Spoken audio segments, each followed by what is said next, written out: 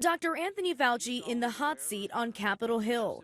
Lawmakers questioning the former director of the National Institute of Allergy and Infectious Diseases about the government's response to the 2020 COVID-19 pandemic. Some zeroing in on mask regulations, social distancing, and vaccine guidelines. Business closures? Early on, when 5,000 people were dying a day, yes. Church closures? Same thing. Stay-at-home orders? These were important when we were trying to stop the tsunami of deaths. Fauci denying accusations he meddled in research about where the virus came from. Do you agree that there was a push to downplay the lab leak theory?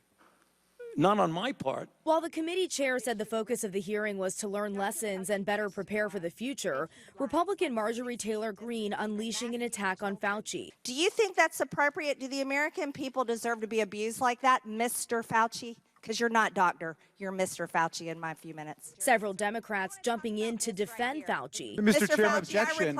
Objection. I reclaim my time. I reclaim my time, Mr. Raskin. Gentlelady will suspend.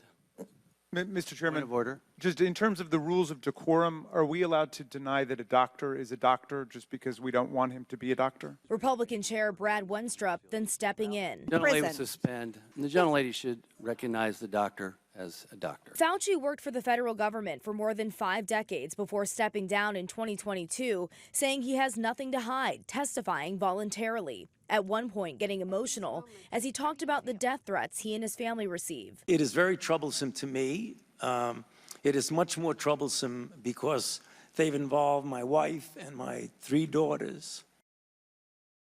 Democrats did acknowledge mistakes were made along the way in general, but called the GOP-led investigations a wild goose chase, saying that they're spreading more misinformation than actually looking at what can be fixed for the future.